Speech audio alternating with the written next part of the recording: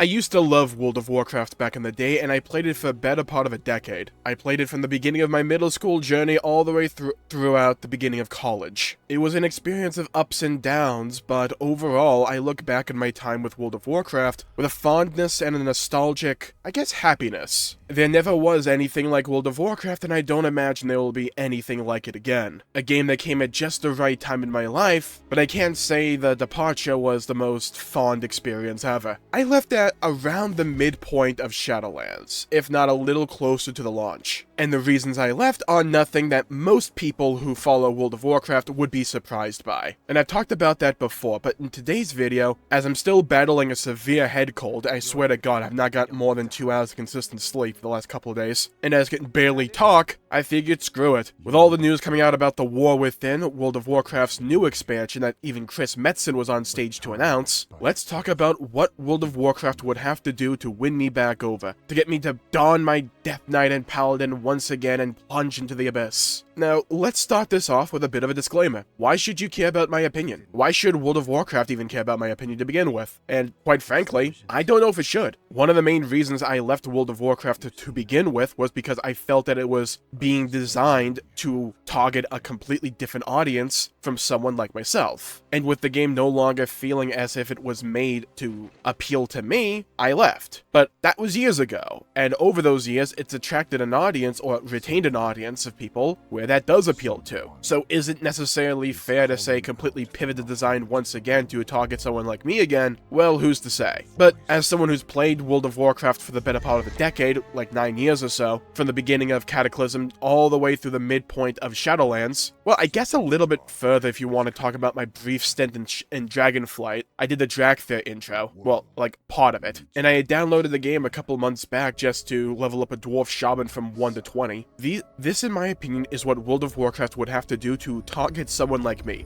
I was never a hardcore Mythic Plus player, or Raider, or PvPer. I'm someone who would describe myself and my interest in WoW as a hardcore casual. I enjoyed simply being in the World of Warcraft. I enjoyed the story immensely. So I just had to pause there for like a couple of minutes because, again, like I said, I have one of the worst head colds I've ever had right now. I loved being in the World of Warcraft. I loved just being out in Azeroth. I loved questing. I loved leveling alts. I loved doing the new content in each patch, following with bated breath to see what the new update would bring, watching all the trailers and the cinematics and all that. Looking back on it, I genuinely don't know how I have as much time in WoW as I did. If you asked me what I did on a day-to-day basis in WoW, I don't know if I could answer that. But somehow I logged in day after day just playing WoW, doing dungeons and dailies and getting reputations and all that. And I genuinely don't think it would take that much to actually bring me back to WoW, because funnily enough, I haven't played much of Dragonflight myself, but I've been following a decent amount of it, and I think in a lot of ways, they've pivoted the direction of WoW in such a way that is, in my opinion, far better than where it was before. But if I tell you to go north, and instead of going east as you have been, you go northeast, well, you got like half of it right, but you're still not all the way there yet. I think the aesthetics of modern World of Warcraft are a significant issue that don't get talked about enough. And also the RPG in World of Warcraft. And even the MMO. In a lot of ways, it feels as if WoW in its overall design has kind of tried to funnel and siphon itself off into small, few-man instance-based content. Again, I can't really speak for Dragonflight itself, but really I can speak for the content that I did for most of my WoW time leading up into the later years, mainly stuff like BFA and Shadowlands. From what I've seen, there wasn't that much in Dragonflight to address this point, but I'm willing to be wrong on this one. One of the things I really enjoy about World of Warcraft is the feeling of being in a world that is populated by not just NPCs, but a lot of other players. This feeling of we're all contributing to a singular goal. Think of something like the Thunder Isle from MOP or Timeless Isle. Funnily enough, Timeless Isle might be one of my fondest memories from World of Warcraft just because it was an entire community on my server back in the day. Like, we had small YouTubers that simply did content about them ganking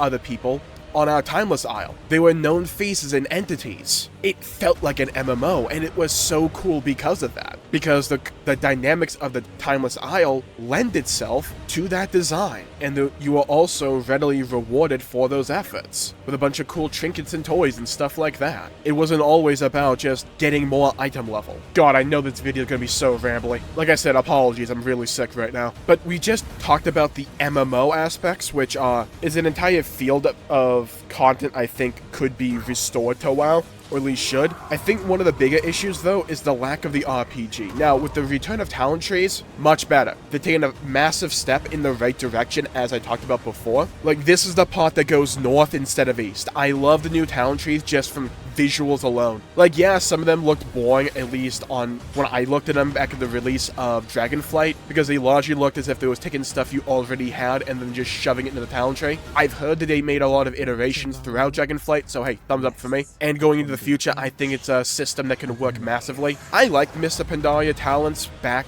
in Mr. Pandaria, but they lost their way and became really crap just from a leveling perspective. I think WoW for the longest time, though, has underestimated how invaluable of an experience being an RPG is, though. Because for the longest time, if you weren't doing M+, high-end PvP, or like mythic raiding, nothing in this game was killing you. The world itself felt so pathetically weak that you weren't engaged with it at all, in any capacity. And when you get to a certain point in overall power, that's fine, but like out the gate at like level 10 or 20, like I don't believe any game should feel like that. At that point, leveling is nothing more than just a time sink instead of a fun, engaging part of the actual experience. You may not like leveling at all, and that's fine, but I also don't think the answer to some people don't like leveling is let's just make it a giant time sink with absolutely no redeeming qualities. And I watched that recent Day 9 video, and by that I mean I watched Preach Gaming and Asmongold react to it. And yeah, starting people off in BFA is certainly a choice, and I wonder how better it'll be with people starting off in Dragonflight soon. But when you have a game that's come out 20 years ago, oh god, naturally asking people to play 20 years worth of leveling content is not exactly the play here. And they designed the new island to try and gently push people into the thick of it with World of Warcraft, and you can't exactly catch people up with 20 years of pre-established context and muscle memory with a simple leveling zone, which is one of the reasons I think the leveling in World of Warcraft needs to be addressed. People will not learn, at least myself, will not learn from being told what to do. We need to actually do what to do, if that makes sense. It's one of the reasons I found leveling in Classic so fun and rewarding, despite the fact I never got past like level 30. Mainly because I couldn't be asked with the dungeon system in Classic. That's just a personal thing, so I'm not gonna like take down Classic because of that, it's just a personal thing. But in Classic, it's show not tell. Whereas in retail, a lot of the times, it's we assume you know this, you're gonna look it up, or we're gonna tell you about it instead of showing you it. This also applies to the story a lot of the times as well. Leveling in retail, more often than not, felt like you're on a singular treadmill trying to get to max level as fast as humanly possible at the expense of the journey and navigating the world. Whereas in Classic, it definitely slowed the pacing of it all down, but it gave you time to be accustomed with every mob you encountered, every NPC you talked to, every hill and every valley and every river. Every time you got a new spell or had to go talk to the trainer, it added to this feeling of being an RPG, of being in this world and coming to terms with your own character. I played Classic on launch, and there's still moments from my extremely limited time in Classic where I just happen to meet other people in the world, in Durotar or the Barrens, that I still remember teaming up with, because the game lent itself to those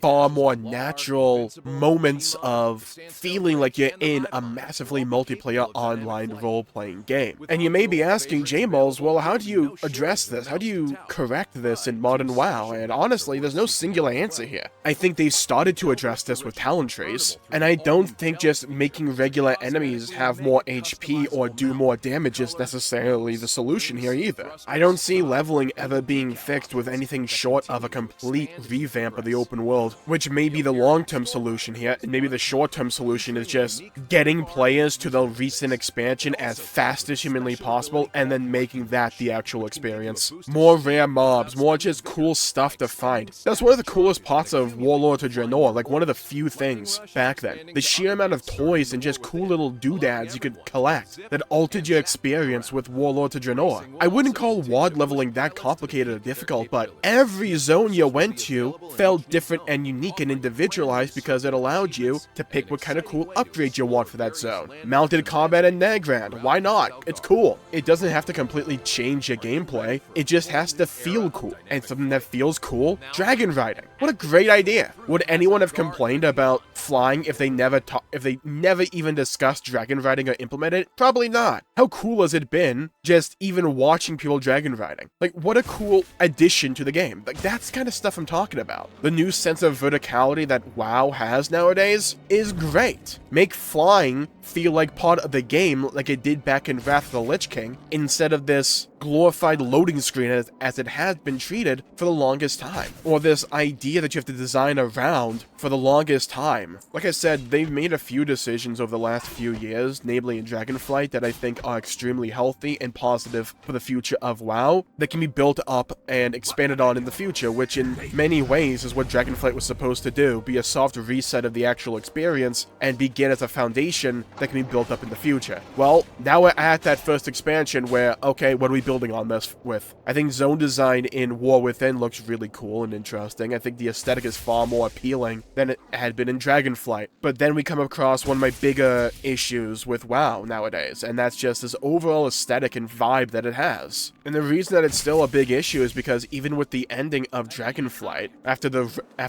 you do the final raid, like, what is this? It feels like someone's bad frozen a Disney fan art, or like fanfic. Where's the grit? Where's the edge? Where's the cool factor that WoW used to have? It feels like some kind of soft and bubbly, like, Saturday morning cartoon, but like one that would get cancelled after season 1 or 2. I'm pretty sure they redesigned some of the dragon models as well in Dragonflight to make them look far more, I don't know, how would you call it? Passive? Soft? Instead of looking vicious, they just look like plushy-esque. I genuinely can't think of the word to describe them, but I find it so off-putting. WoW's always had multiple different aesthetics, but through the thick of it, has always been really cool. Characters like Varian Rin or Garrosh Hellscream, the whole Sawfang story arc, werewolves versus undead, the Wrathgate, the Warlords of Draenor cinematic. Heck, if there's one thing I think WoD like absolutely nailed, it was the overall aesthetic of the experience. It was great. One of the main reasons it was such a letdown for me is because with that vibe and story, it should have been way better than it actually was. And then you have the inclusion of characters like the Dracthea in Dragonflight, and they just feel as if they were taken off of someone's like fanfic OC. They just look as if they don't belong in WoW. And like, you can say just don't look at them, or don't care about what other people play, but to an extent, sure, but the vibe and the aesthetic of a game is still wildly important, especially if you want a player to be immersed in the world, which for an MMORPG is paramount. It's important. It's like the most important thing for a game like this. I think the War Within has a really decent chance to course correct on this issue though. It's all about the spider people and the dwarves. Cool. It no longer looks as if it like epitomizes the never-ending story. If that was an entire game, that's what Dragonflight felt like to me. But like, the War Within aesthetically looks far more pleasing to me. A bunch of dwarves just being dwarves, big forges, big ale, bunch of spider people, us going from the top of the world, like the surface, down all the way into the depths to the Nerubian place. Looks sick. And this is going back to like what I'm talking about. They are making genuine steps in the right direction. It's just a matter of, are you heading in, how fast are you going in that direction, and are you still missing the mark entirely or not? Because if we get more cutscenes like at the end of Dragonflight, like, dude, no. We need more genuinely cool characters like Illidan, or pick one from WoD, or Gul'dan. Heck, Legion had its fair share of cool characters as well. But more often than not, recently the characters have just been so bleh and forgettable. As if they're just a cliche ham-fisted into the world to try and seem like they're cool instead of actually being cool. WoW for the longest time has had its issue with telling not showing, and they need to show not tell. So yeah, as you can tell, my voice is about to go, so I'm gonna call the video there for the day. Thank you all for tuning in. My pleasure for making the video. Leave a comment down below with your thoughts, your opinions on the state of World of Warcraft in the modern day, and what it would have to do to bring you back or keep you if you're still playing. Let me know. I'd love to hear your thoughts and hear your opinions and to hear your perspectives. Stay safe, have a great day, and I'll see you all next time. Bye bye everybody, until we meet again.